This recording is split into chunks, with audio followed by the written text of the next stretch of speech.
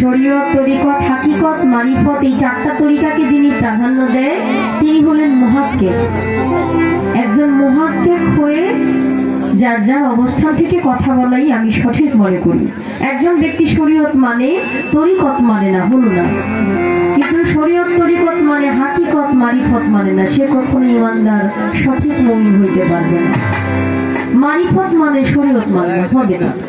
যে মানুষটা চারটা তরিকাকে সমানভাবে প্রাধান্য দিচ্ছে সেই প্রকৃত মানুষ। কারণ আমার নবী আওয়ালে নবী, জাহেরে নবী, বাতুলে নবী, আমার নবী সকল কিছুর নবী।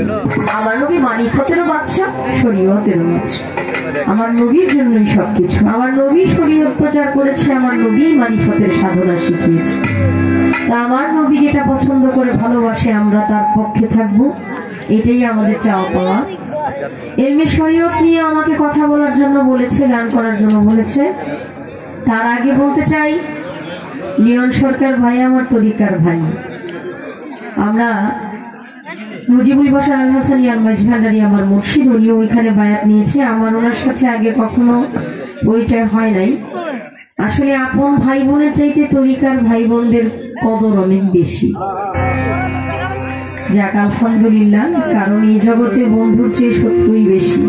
আমি তো আমার আত্মার মানুষ পেয়েছি, এখানে আমি নিরাপদ। এই জায়গাটা ভালো লাগলো। অনেক প্রশংসা করি, আমাকে অনেক বড় করেছে। আসলে ভাই আমি তেমন কিছুই না, যতটুকু বড় করে উপস্থাপন করেছেন যে মার্কেটিং যে জিনিসটা হয়, এটা হলে মানুষের আকর্ষণ থাকে কখন তার সাথে দেখা হবে। আমি মার্কেটিং হয়ে আপনার সাথে দেখা করে আমার জিন্দিগিতে আপনার সাথে পরিচিত হতে চাই না। আমি আপনার তরিকার বোন খাদিজা, এটাই থাকতে চাই। এতে আমার মনে হয় ভালো হবে। যেহেতু শরীয়তের ভূমিকা নিয়ে আমার গান গাইতে হবে, সত্য সবসময় সুন্দর। সত্যের কথা বললে, হক কথা বললে, শরীয়ত মানতে গেলে অনেক কঠিন বাবা। শরীয়ত মানতে গেলে আমি যেখানে দাঁড়ায় কথা বলতেছি, এই কথা বলাটা আমার কতটুকু যুক্তি আমি জানি না। শরীয়ত তো সুন্দর, সত্য সবসময় সুন্দর, এটা তিক্ত হলেও সুন্দর। আমরা মরে যাবো এটা সত্যি না, কিন্তু কেউ কি মরতে চায়? চায় না। এটা তো সত্যি, কষ্ট হলেও এটা সত্যি। শরীয়তের জায়গা থেকে সঠিক চিন্তা ভাবনা করলে আমি আমার অবস্থানে থাকতে পারি না। যেহেতু আমাকে ধারা দিয়েছে, আমার প্রতিনিধিত্ব করতে হবে। আমাকে আপনি ব্যক্তি হিসেবে না দেখে শরীয়তের স্তম্ভটার মধ্যে দাঁড় করায় দেখেন, তাহলে হয়তো বা একটু ভালো লাগতে পারে। কিন্তু শরীয়ত হিসেবে যদি ভাবেন যে আমি শরীয়তের এলেম নিয়ে আলেম হয়ে কথা বলছি, তবে আমাকে ক্ষমা করবেন, আমি ওই শরীয়তের আলেম না। আল্লাহ ওয়ালা যারা, তারা হইলেন আলেম। আলেম অর্থ জ্ঞানী, আলেম অর্থ জ্ঞানী। আমি যে মঞ্চে দাঁড়ায় গান করছি, আমার এই অবস্থান থেকে শরীয়ত কতটুকু সেটা আপনারা ভালো জানেন। কিন্তু সত্যের কথা যে প্রচার হয়, প্রকাশ হয়, সেই সত্যের কথাটাই বলতে চাই। আমরা উভয়ই বলবো। আমি আমার শরীয়তের ভূমিকা থেকে একটি গান আগে রাখি। ধন্যবাদ।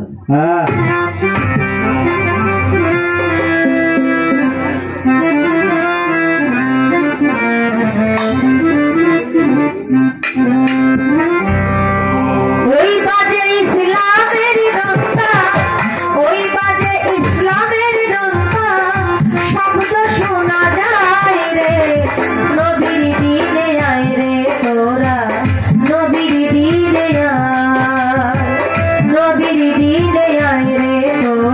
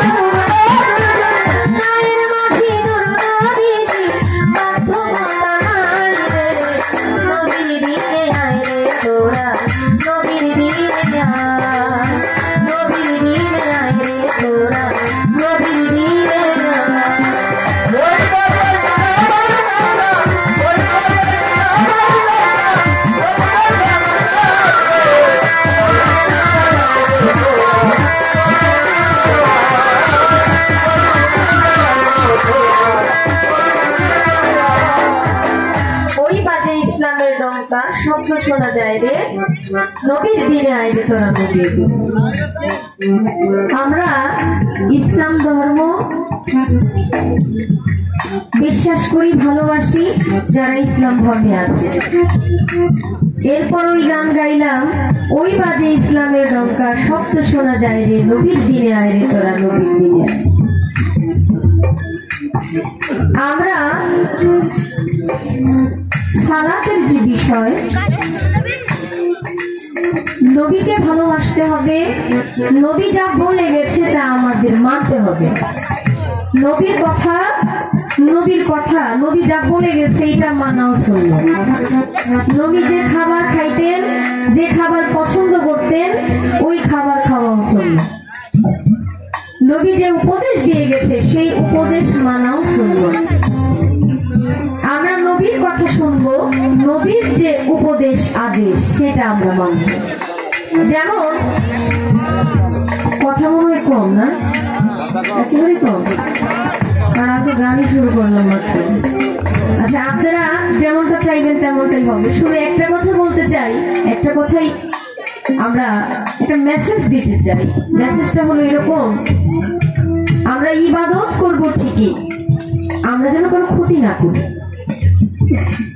ইসলাম অর্থ শান্তি, কিন্তু আমরা এই ইসলামটাকে, আমার ভাই লিওন সরকারের সাথে যেহেতু আমার গান, আমি তাকে এটা বোঝাতে চাচ্ছি, আমি ফাসেক, কাফের, মুনাফিক নয়, আমি একজন মুহাক্কিকের দল। আমি 4টা তরিকাকে পছন্দ করি, 4টা তরিকার পক্ষেই আমি।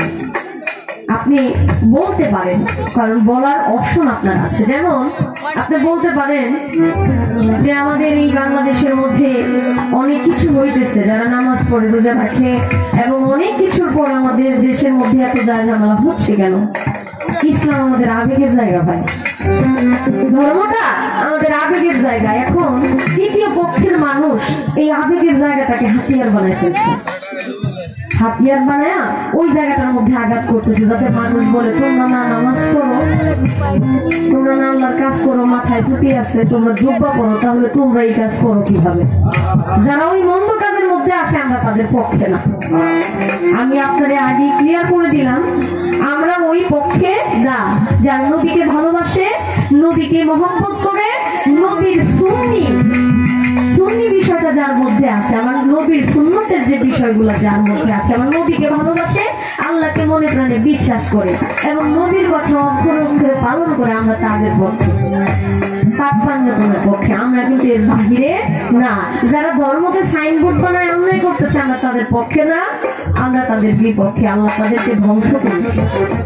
তার জন্য অনুরোধ রইল, আপনি যেন আমাদের সাথে ওইভাবেই কথা বলেন। আমি আপনাকে আগে বলে দিলাম যে আমরা এইরকম, এতে আপনার জন্য সুবিধা হবে আর কি। মানুষ হইয়া চিনলাম না রে, কি